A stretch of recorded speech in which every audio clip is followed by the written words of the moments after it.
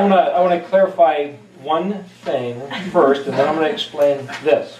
So there's a question about something that I mentioned in the previous conversation about Yeshua and the Torah and being the incarnate Word, or is the Torah the Word, or which is the better word? Yeshua, the Word made flesh, or the Torah that was spoken from Mount Sinai? Let me show you a little picture. Here's the stem of the menorah. 3 branches on this side, 3 branches on this side. This one in the middle is referred to as, not only is it the vine and the branches, but it's the center stalk. And typically in a traditional menorah, the center one is called the servant candle. And it's used to light the other candles. It's kind of like, what looks like kind of a modern Hebrew vav, right? Here's a paleo vav. And with, you might say these are almost like these wings. But this is, if this is a hay and this is a hay, here's a man, a vav man, who is wrapped in or holding, or the vav, remember, is a connector. He connects this hay and this hay. So this all is the creation of Yod, the Creator. So here's another way to look at Yod He Vav He, is that the Creator has expressed Himself, the Creator has expressed Himself as not only Yeshua, the man who is the Torah incarnate and who expresses Himself in exactly the same hay. They're both the same. The Ruach in us is the same as the Ruach in Him, is the same as the Ruach in the Torah, is the same as the Ruach as the creation of the universe. It's all the same Ruach. It's all the same path. It's all the same Spirit. It's all the same breath. It's all the expression of the Creator. And they're all supposed to be the same. And where anything went wrong is man chose to eat of the fruit that he was told not to. Then everything spun out. But to say, well, which is better? The hay of the Torah, or the Vav Yeshua, or the hay of the Ruach in us, they all should be identical, so you couldn't tell one from the other. There is no preeminence. They're all the same. Again, we could go further with that. But let me show you one other thing about the menorah. If you look close at the description of the menorah, as Moshe was being told how to make the articles of the tabernacle, you'll see that there was the center stem, the 3 branches. Each branch was supposed to have these little knobs on it. And that at the ends of the branches there was a cluster. This was supposed to have a cluster of 3 almond blossoms. And this one was supposed to have 3 almond blossoms and 3 almond blossoms. This one was to have 4 almond blossoms. And this one was to have 3, 3, and 3. Well, the interesting thing is, this fits the alphabet pattern. This is like Aleph, Bet, Gimel, Dalet, Hey, Vav, Zion, Ket, Tet. And the 4 in the middle would be Yod, Kaf, Lamed, Mem. And then these 3 would be Nun, Samek, Ayin. This would be Pei, Zadi, Kuf. And this would be Resh, Shin, Tav. So in a way, the menorah is a model of the light of the covenant in the alphabet. In the center of it all, which is referred to as the servant, or that which feeds everything else, again, going back to the center of Kaf and Lamed, which is kind of like the Constitution and the judicially appropriated application of the Constitution. And the Yod is, this is what He made, and this is what we do, and this is what it brings forth. So this is what you do, this is what happens according to the lines of instruction and the appropriate application of the instruction. So like in a court of law, you have the law, the Constitution, but then the court decides the appropriate application of the law per situation. That's Kaf and Lamed, which is the center of everything. Kaf and Lamed is the center of everything. And if you remember that as we go to apply it to Daniel, it's pertinent. Okay, so if we Go back to Daniel. He says, okay, Daniel, hide the words and seal the book until the time of the end. Okay, now, if we keep saying until the time of the end, we're never going to get it. He didn't say until the time of the end. He said, go your way, Daniel, hide the words, seal the book, hide the words, seal the book, ed, at, cuts. This is similar to cuts. This word, if you look it up in a dictionary, it's literally until, but it also means witness or testimony. This one actually means a pretty basically time, or a you might say the limit at the edge of one thing breaking to go to another thing. The Moedim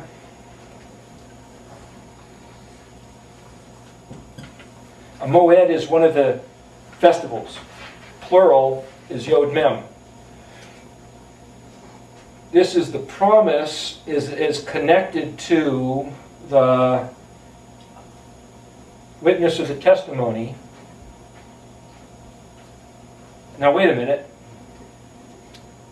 That's a festival. But this also means understand the door or comprehend that Yeshua, which is Yod, He, Vav, Shin, Ayin, Yeshua is the door. The door means you go through that in order to enter into the stuff on the other side, which is where you want to go. If you don't go through the door, you don't get to the other side. So the door actually presents a choice. So a dalet is essentially a choice occasion. In other words, you can be in this room and you can be bumping around, all of a sudden it's like, oh, there's the door. Somebody shows you the door. You can choose to enter or choose to stay. I had a couple people at my house one time, and they told me it's fleshly and carnal to think, to use your mind, you're being a carnal. And I said, if what you're telling me is that the Creator who designed my brain and gave it the capacity to function the way He designed it, is now telling me, do not use it, don't do it, it's evil, it's carnal, it's corrupt, it's degradation, there's no conversation left. If that's what you're saying, y'all can leave. They got up and left. I'm going to show you how the words work. Shortly after, about a week later, I was excommunicated from a certain fellowship without anybody telling me why. To this day, they haven't told me why, though I asked them. But let me show you something interesting about the word excommunication, because I looked it up. And this word is a key to showing you how we're going to do the book of Daniel. The word in Hebrew for excommunication is be'ashemat.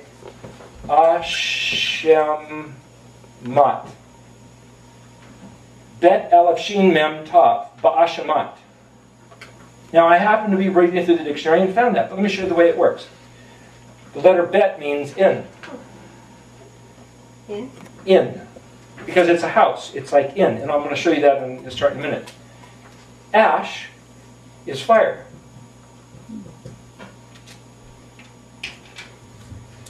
Shem is name. And Mat means dead. In fire named dead is the structure of the word ba'ashamat, which means to be excommunicated. As far as they're concerned, you're dead, man. Won't look at you, won't talk to you, you're dead. It's like, isn't that interesting? I still don't know the provocation, really, of the event, because I was never told. But when somebody said it's carnal to think, I happen to find in Strong's, number 995, the word spelled Bet Yod Nun, being.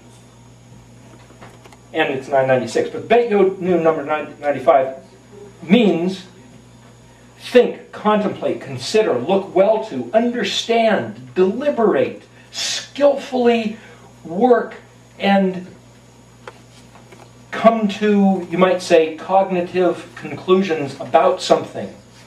Really, really work at it. In hand working is life, is one way to read that. Well, it's not hand working. We're talking about head working. Well, what's the difference? One's a hand and one's a head.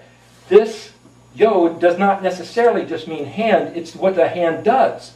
It's the functioning process. So in the functioning processes that the yod, the Creator himself, made, using as a functioning process the stuff that the Creator made, in that appropriate way, there's life to be had. And it happens to be the word that says, think, consider, skillfully, look well to, knowledge, understanding. And it's like, gosh, and then these people said, don't think, it's carnal? I have a choice. These people were led under the unction of the Spirit to say that. They were speaking prophetically. What Spirit? Is it the Ruach? Kadosh? Is it the Kuf Dalet Shin prescribed path of the wind that they were telling me? I don't think so, because I'm now suspect, because it doesn't fit the pattern. It just doesn't fit the pattern. Now, I'm not saying that they're evil. I'm not saying that they're anything else. I just don't see it fit the pattern. The objective here is not to say who's right and who's wrong. It's what fits the pattern. He gave us Moses a pattern. He gave us a pattern. Okay, let me show you something else about Bereshit.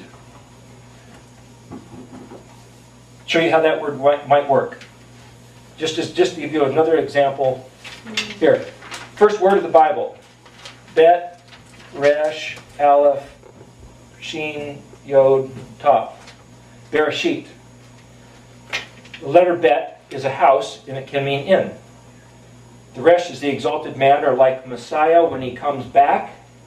Whether or not you happen to be of the belief that he ever came here the first time, which I happen to believe he did, but he's certainly all expecting to come back as the conquering king.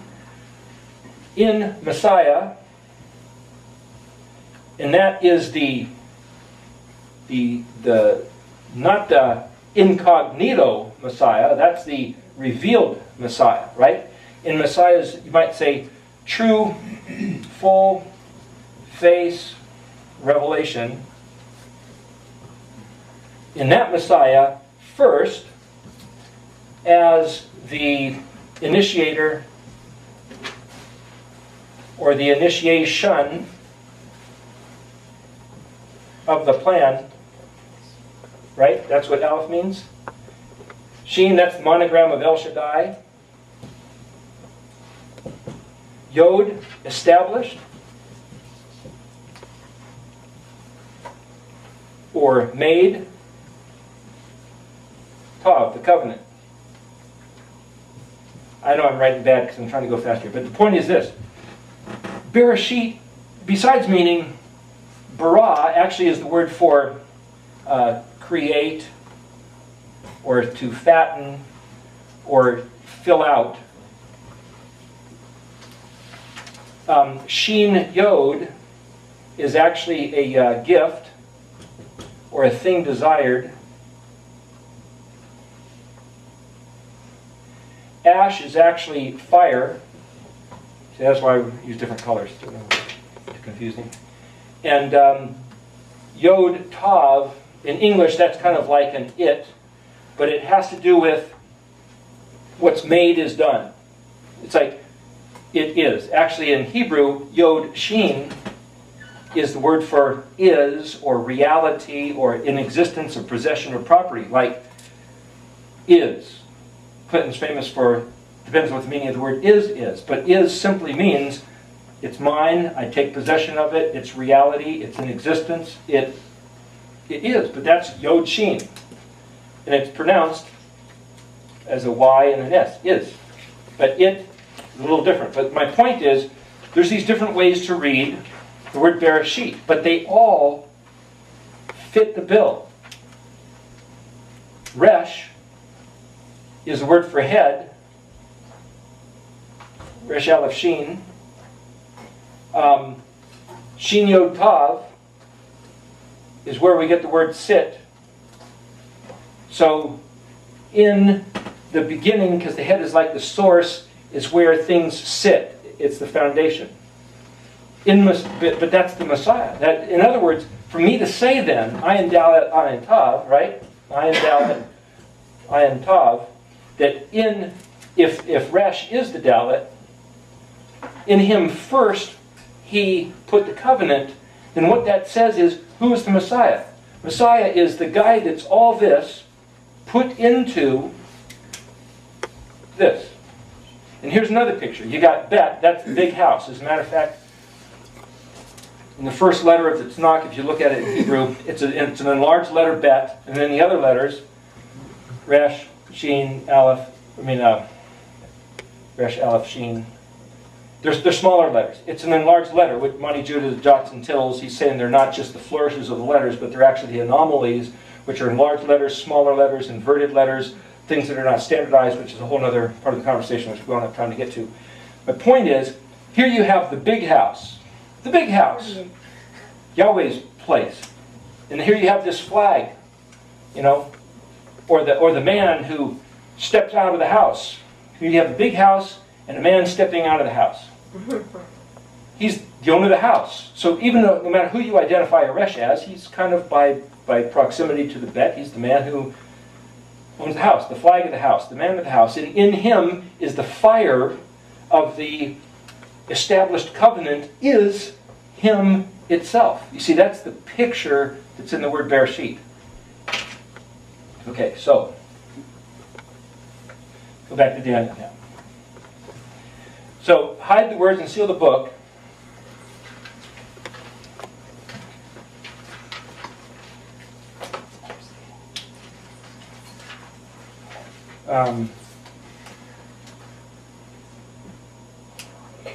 For many shall run to and fro, and knowledge shall increase, is what it says. But here's the next words that come after. Well, I'll tell you what. Let's go back. Ve'atah.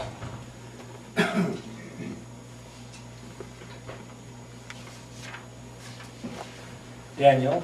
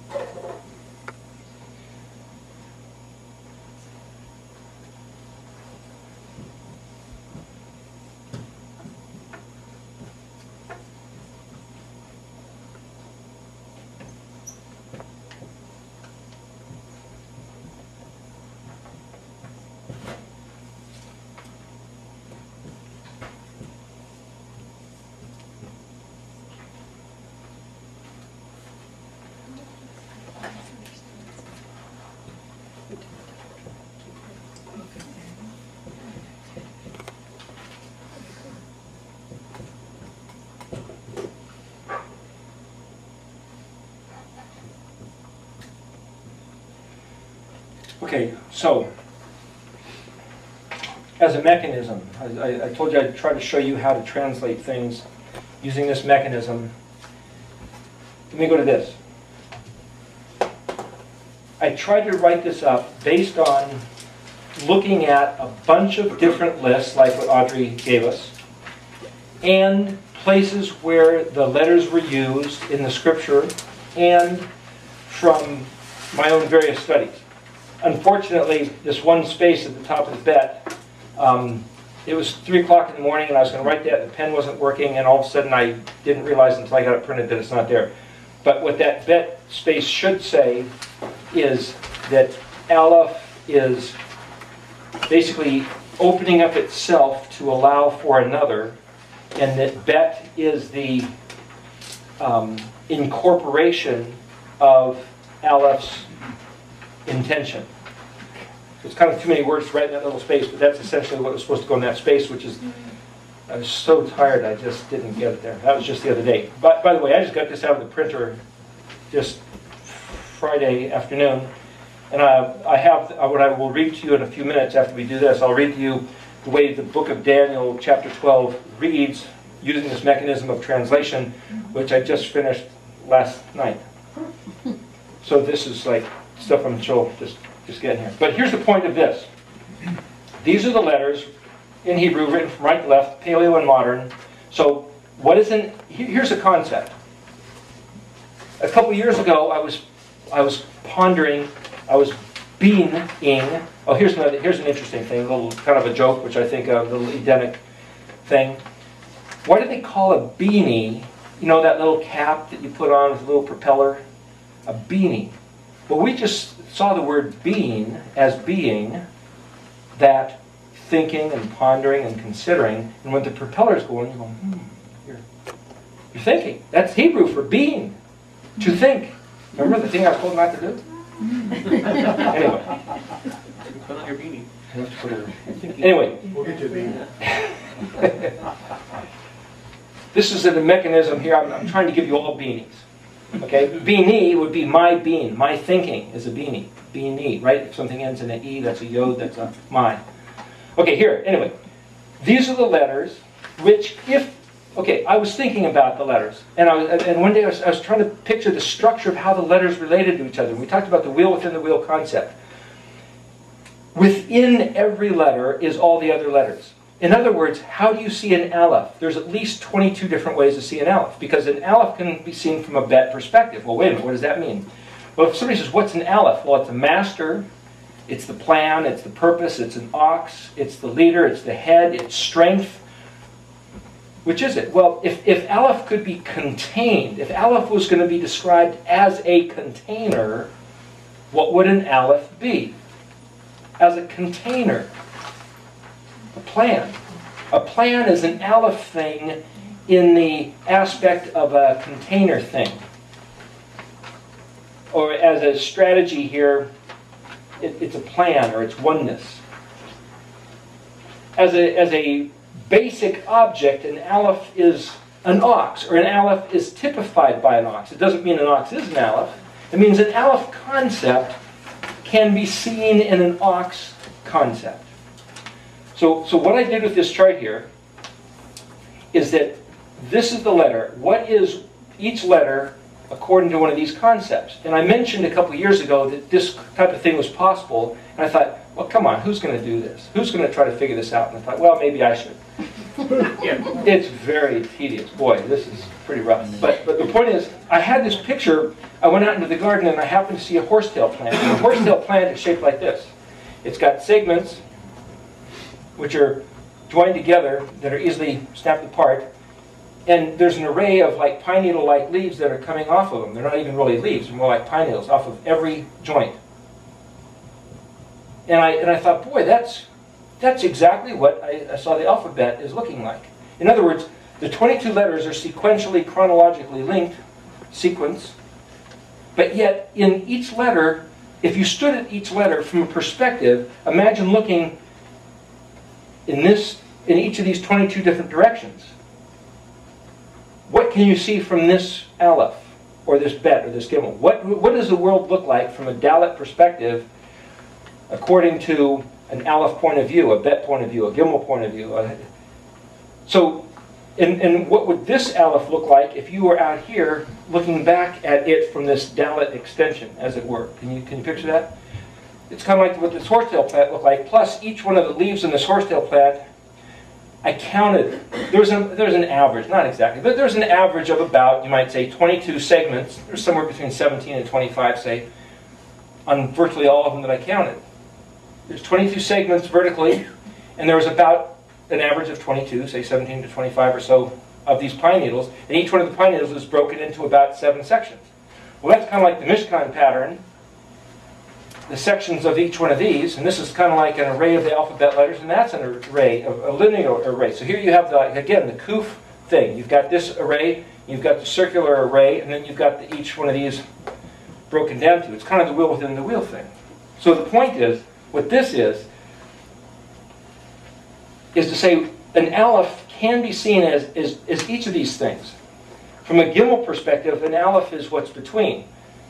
An aleph is a vortex. It's kind of like a hay, because it's like this gathering of information and reducing down to that.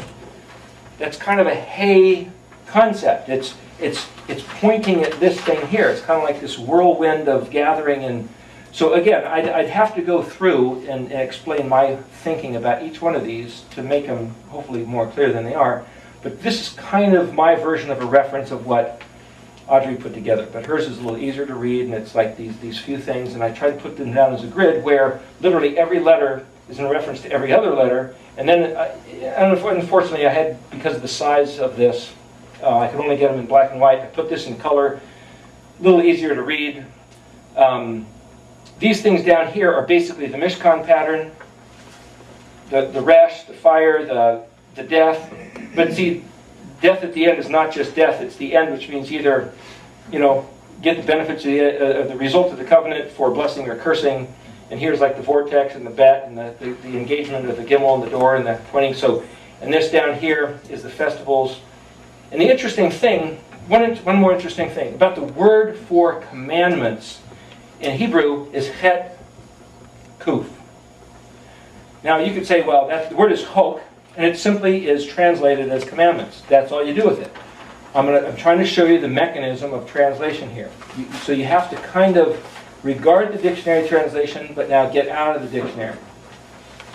If you didn't know how to read, if you were illiterate, like Balaam's asked, right? And if all you saw was a het and a kuf, what do you see? What you see is the fenced perimeter of the kingdom and the authentication. Yahweh's pillar of fire and pillar of smoke over the Ark of the Covenant saying, I authorize this.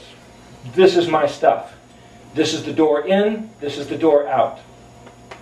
This is the kingdom. This is the kingdom of heaven.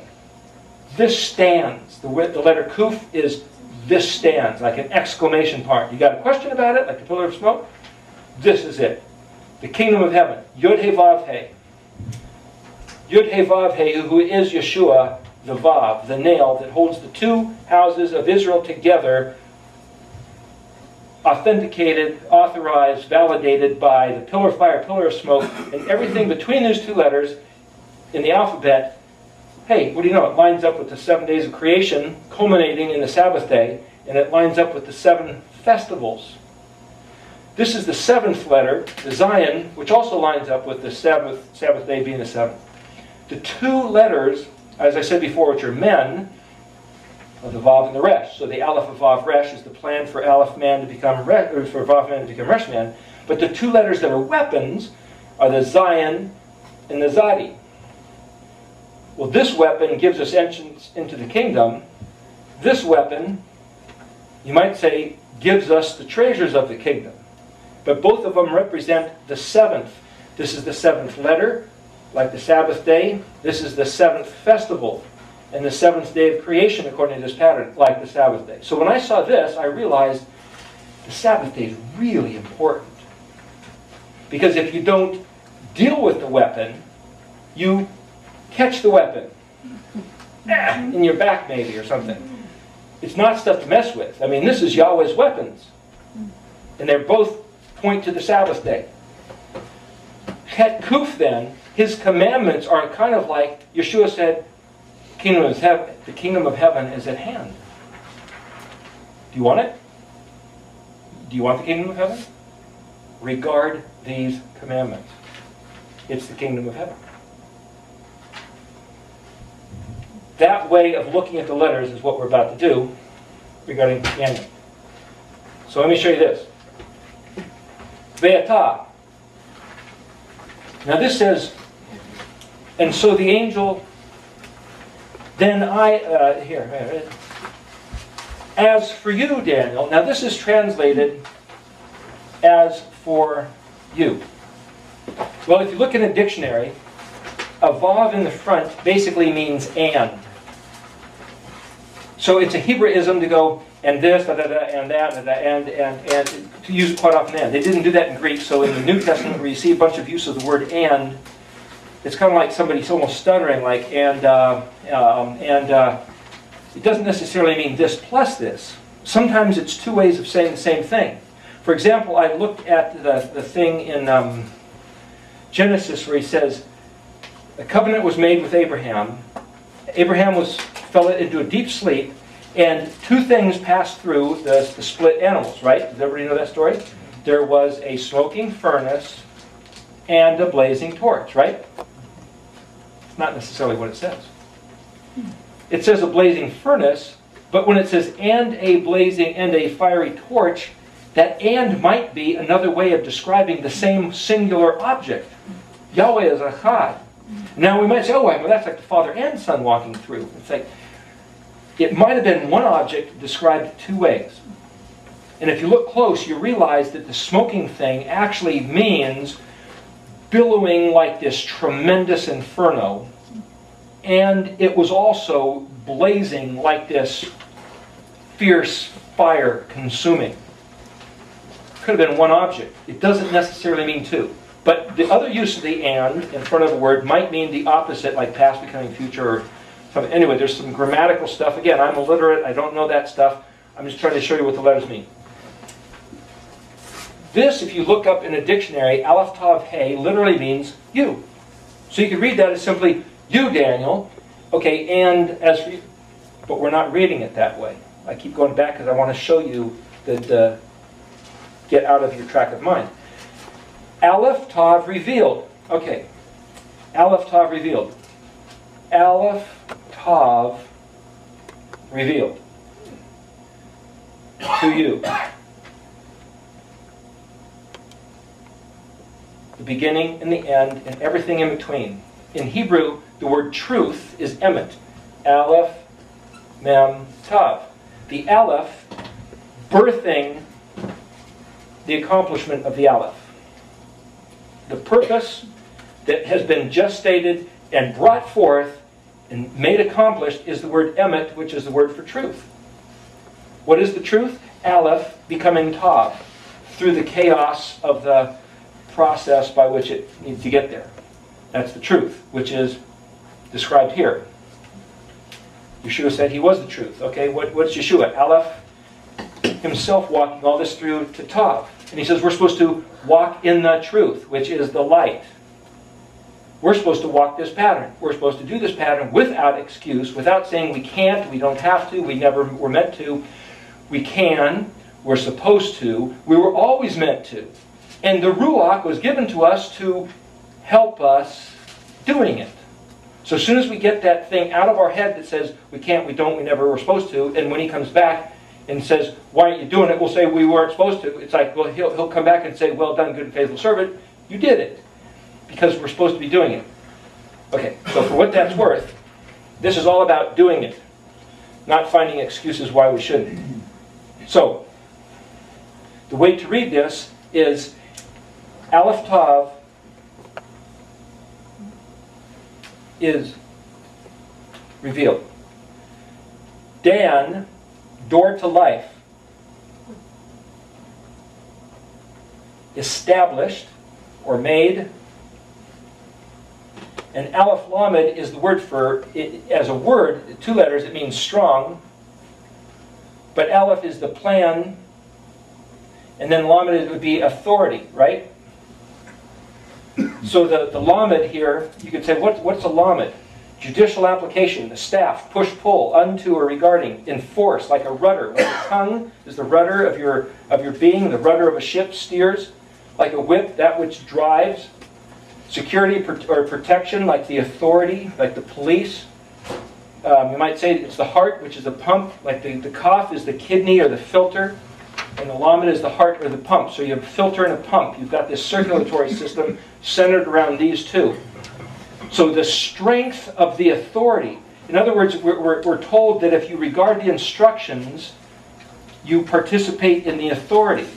If you cough, if you regard the cough, you will get the lamed. If you regard the lamed of the cough, with the weight, that you regard the lamed of the kaf, the authority of the instructions, authority will be memmed, brought forth, and produce life, noon, to you.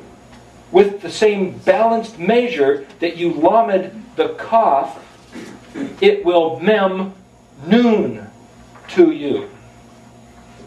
You see that? So here I'm trying to show you then a mechanism of thinking of the letters as concepts and using them as words rather than just as letters.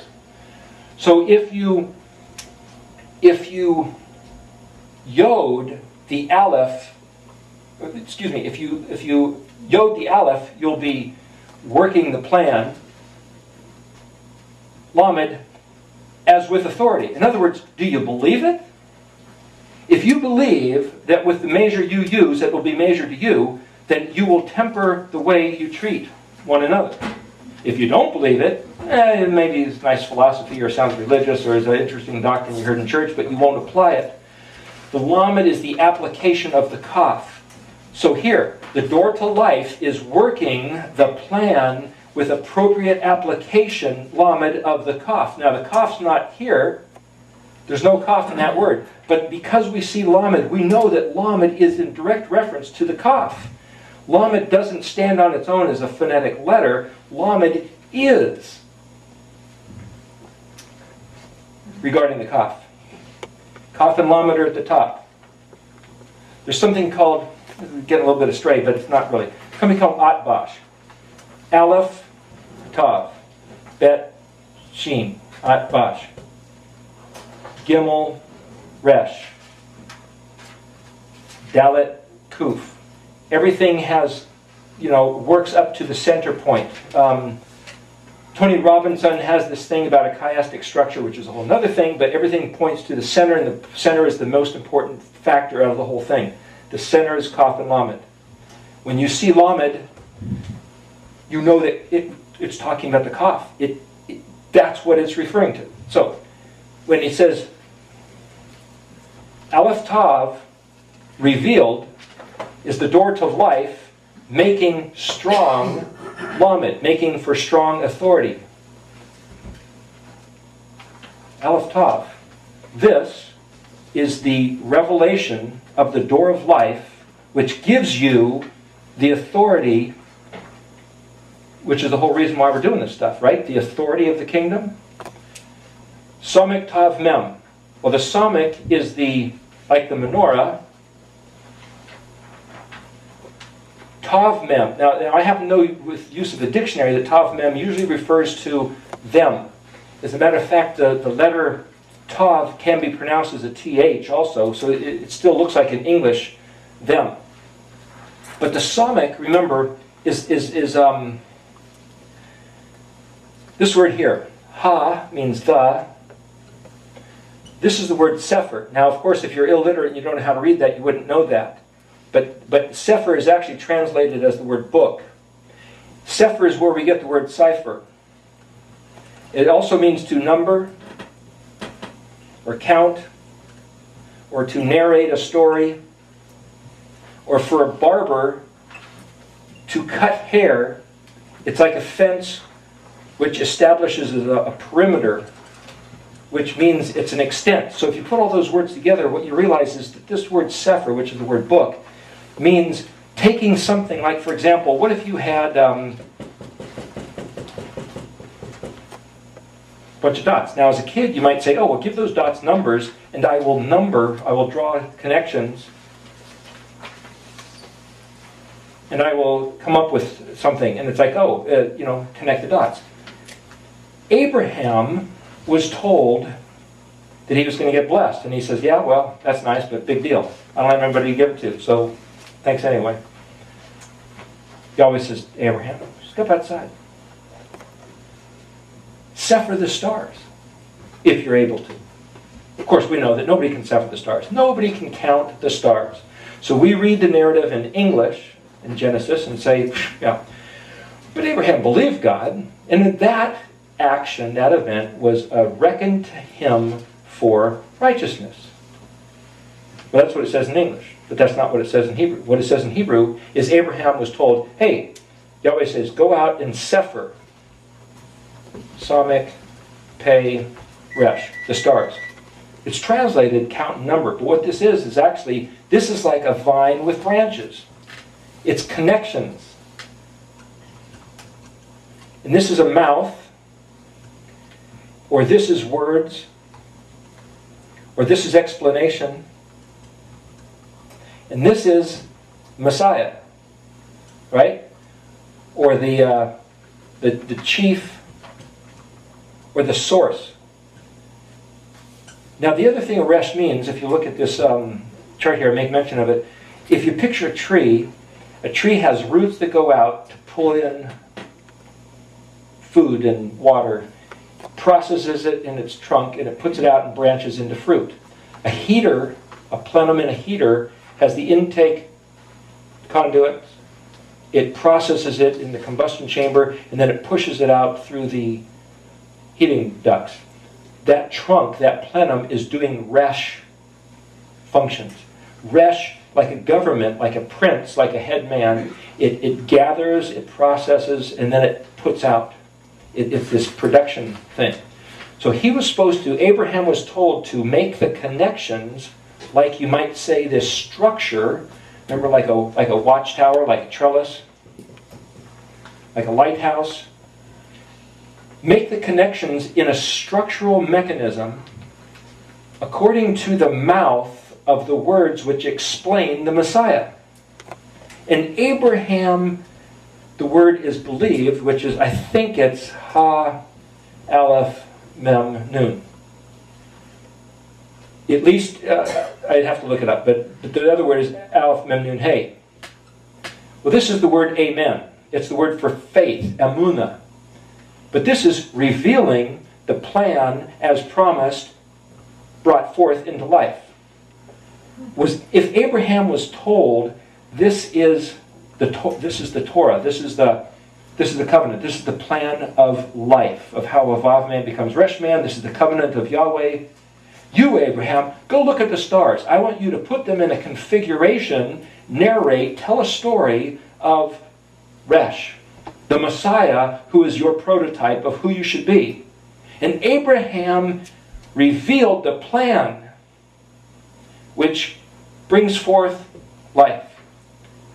And his obedience doing so was reckoned to him as righteousness. Or the other way to read that verse is that, according to the way that I process these words, which we're not even going to go there because we're looking at Daniel, but he says he took into consideration what Abraham said and used it to affect the revealing of righteousness. And the word for righteousness, which is Zadik, is Daleth Yod Kuf Ha, Zadikah, the revealing of the righteous one working. In other words, we're told, I think in the New Testament, I think in the book of Hebrews, I'm not sure where, but we won't go there, that Abraham's belief, he didn't have any kids, he was told to count the number of the stars, which nobody can do, and so shall your descendants be. And he looked at there and goes, that's a lot of stars. Okay, I believe you can do it. Oh, what great faith, that's attributed to you as righteousness. And that's the model of our Christian faith. Just believe it. But what really happened? If Abraham was told to go out and sephir the stars, could it be that Abraham, 2,000 years BC, which is approximately the oldest date that anybody can map the constellations as we now know them from a place in Dendera, Egypt, did Abraham or perhaps Joseph create this planetarium in Egypt that there's found archaeological record of, where the constellations are on the ceiling? Did Abraham come up with the constellations, the bodies of which explain the truth of the covenant of the Messiah? There's reason to believe that that's exactly what they are. I brought one copy of that, but E.W. Bullinger talks about it, and a guy named William Banks both write books concerning the Messiah revealed in the constellations. What do we have? We have Greek and astrological permutations which have turned into wickedness. One of the meanings of the word for star or constellation is mazarot, which actually means something twisted. They've certainly become twisted. And we've lost the regard of what they truly are. I personally think that Abraham was told to do it. He did it, and his faithfulness. His amen, like amen, I'm going to go do it, which he did, revealing the truth that was supposed to bring forth life, that he did it, and that faithfulness to do what he was told is what was reckoned to him as righteousness. That's not normal doctrine. Nevertheless.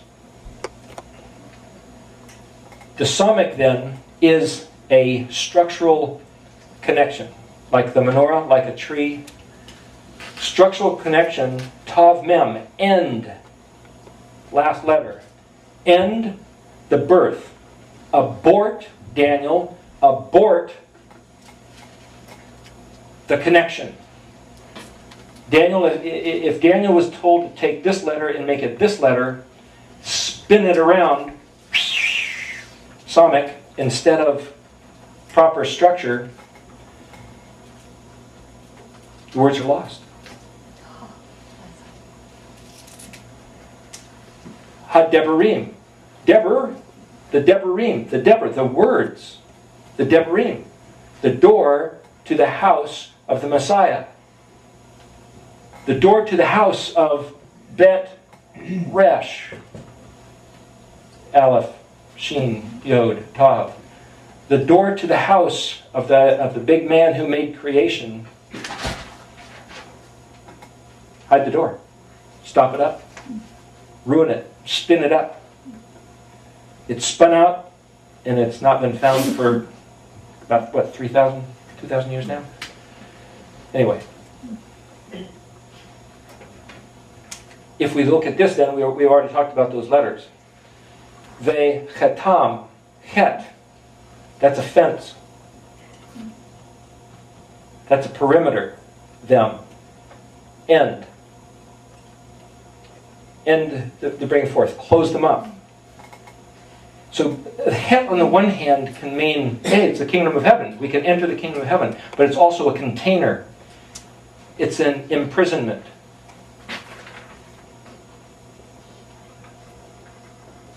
You see, once you come into the kingdom, you're stamped, you're branded. Yeshua said, those who are mine, I will not let go of. Nobody can take them out of my hand. Once you're truly his, you're stamped, you're sealed. But just like a prison, when you get in and you're given your number, you can't get out. The het is neither good nor bad. It's a fence, it's a perimeter, it's a container. Contain them and spin them. Daniel, the book, the Sefer. The Torah is known as the Sefer. That's what it's called. It's a scroll. It's a Sefer. Until the time that Kuf Zadok. Now, the question is there one time throughout all history that the Almighty says, down here, that's what I'm going to declare to be the time of Kuf Zadok. So all these guys in the meantime just got to wait. They're just going to wait. Nothing they can do. Nobody's responsibility to find this stuff. They're just going to have to wait until that time. That's one possible scenario. The other possible scenario is this. Anybody at any time for the last 3,000 years, or 2,000 years since Daniel did this, 500 BC, that's approximately 2,500 years ago. Anybody who chooses to consider and regard the door and consider and regard the covenant, anytime they choose to make that connection and then Kuf Zadok, they're welcome to do it, their choice. So what is Kuf Zadok again? Well, Kuf is also two choices, or two voices of one, the sun on the horizon, a transitional point, a monkey. Why a monkey? Literally the word kuf in Hebrew is monkey, but a monkey has a long arm or a long tail that can reach. It's the far reach. It's a far reach of time, but it's also a far reach like, yeah, right, who's going to do this? Who's going to waste a perfectly good, nice sunny day to come and listen to a bunch of ancient Hebrew? Yeah, right. What a stretch. That's kuf. Beyond, the back of the head or the heel, the flow and the resist. You've got this, you've got the one trying to do this, you've got all this antagonism. Picture an airplane flying in the turbulence of the air, buffeting it. You've got Martin Luther standing before the crowd. You've got Yeshua standing before the Sanhedrin in the court of Rome. You've got opposition of every step you try to take to get to the truth. That's kuf stuff. Cut off head. Goliath lost his head. There's the kuf. There's the skull. There's the standing pillar. That which is foundational and rises up, but it's also like digging a hole. It's a hole with a radius and a depth of dimension. These are all kuf things. So these two voices, these two aspects of the one concept. Unto eternity, singular versus plural, presence, visitation. It's a contrast. So anyway, here's the point. Does it mean after this do righteously? But the kuf is also a neck manacle. If you are taken into slavery and they clamp them over your neck and drag you off, it's also the necklace of adornment. If you give a necklace to someone you favor, this is a picture of this necklace. The zadi is not only a fish hook, which is after this then, this looks like evil. This looks like a chain or say a shackle of imprisonment, but it also looks like a fish hook. And if you're a fish, you're in big trouble. These are two weapons of domination, you might say. But on the other hand, it's the favor of a necklace, and this is the sprouting wing, or something shining and glimmering, or like a metamorphosis. After this, the necklace of metamorphosis, or a radiant glowing necklace. Again, it's the blessing of the curse. Once you see this, you have a choice. Now that's something that could happen at any time. It doesn't necessarily only have to happen at one point in time. It could happen, anybody up until now could have regarded this.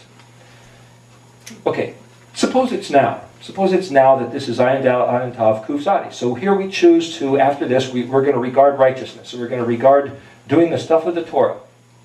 What's this word say? Well, if you don't know how to read it, here's a hand. Here's fire. Here's two tets. A tet is like a seal. So here's a double seal. And here's a man. In those shield, in the book of Revelation, it says that those who will basically endure are those who keep the commandments of the covenant and the testimony of Yeshua. It says that in two places. In Revelation, I think it's 12 and 14, those two chapters. If those are the two seals, then to keep the commandments of the covenant and the testimony of Yeshua, the man is safe from the hand wielding the torch of fire. People talk about coming destruction. People coming to talk about tribulation. Sounds like a hand wielding fire. Who's safe? The hand behind the double seal. What double seal? Testimony of Yeshua and the commandments of the covenant. What are the commandments of the covenant? The commandments, the chet kuf, which we talked about, of the covenant, which looks like the Sabbath day and the festivals, do justly, love mercy, and walk humbly with Him. And the testimony of Yeshua. Here's a question. What was the testimony of Yeshua? Now somebody could say that the testimony of Yeshua was the story about Yeshua. I'm giving you testimony, Ayin Dalet, testimony and witness of Yeshua. It all depends on the meaning of what the word of is. The word of in Hebrew is mem or lamed. Mem means from or out of. The testimony that came out of Yeshua? Or is it the testimony about Yeshua? The other meaning of would be the lamed. For example, if there's a psalm by David, it would say a psalm, the letter lamed, David. So it can mean a psalm of David, a psalm by David. What is the testimony by Yeshua? Did Yeshua ever walk up and say, hey, let me tell you the story. I was born in Bethlehem. My mother rode on a donkey. He didn't say that stuff. He told people how to turn back to the Torah. He told people how to live out the instructions. That's the testimony of Yeshua, from Yeshua's mouth, from His tongue. he gave the instructions. The testimony of Yeshua, it seems to me, is the commandments of the covenant. In other words, the two tets are one. They're two voices of the same thing. It's the Hey of Yod Hey Vav Hey, and it's the Vav of Yod Hey Vav Hey, which themselves are Yahweh's, the Creator's El Shaddai provision, which will bring you either blessing or cursing, which will bring you either the word Yahweh itself. Here, let's look at that real quick. Yod Hey Vav Hey. The letter Yod in front can be simply read as He will, and the word for Hey Vav Hey actually means ruin. Well, gosh, I thought He was the guy that's supposed to bless. He will ruin, or He causes ruin, is another way to read His name. It's like, gosh, you just don't want to cross this guy. No matter which way you look at it, you want to be behind the double seals. If this is saying, at this time, man behind the double seals is safe, Resh Bet Yod Mem. Well, Resh is the Messiah. Let's look at it this way. Messiah, and the Bet is the Messiah's house. Yod, that He is, say, made. Mem is brought forth.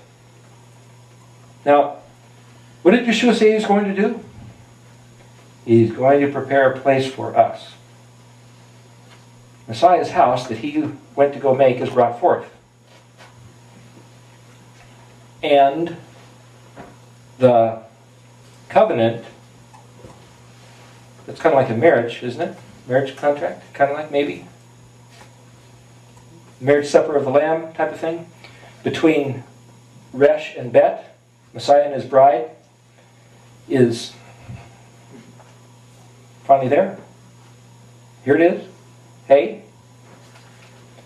The ayin, dalet, the witness or the testimony is accomplished as He said. What's the witness or the testimony? Well, Moedim, to go back to that, Mem, Ayin, Dalet, Mem, Vav, the testimony of the festivals is the testimony of the promises that are secured. And then Yod Mem is plural, but if you want to read that, it's He makes to be brought forth. So again, it goes back to what is the significance of the festivals? The promises that are made to the man. Another way to read it. The promises made to the man, Vav, Mem Vav, regarding the testimony are made to be birthed. The witness or the testimony is taved, is accomplished. So here, this is in the Aleph position of Daniel. Hey Daniel, go and seal the words and hide the book. Hide the words and seal the book. That's an Aleph, that's a command.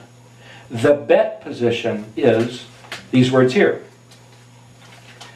This is translated, for many shall run to and fro and knowledge shall increase.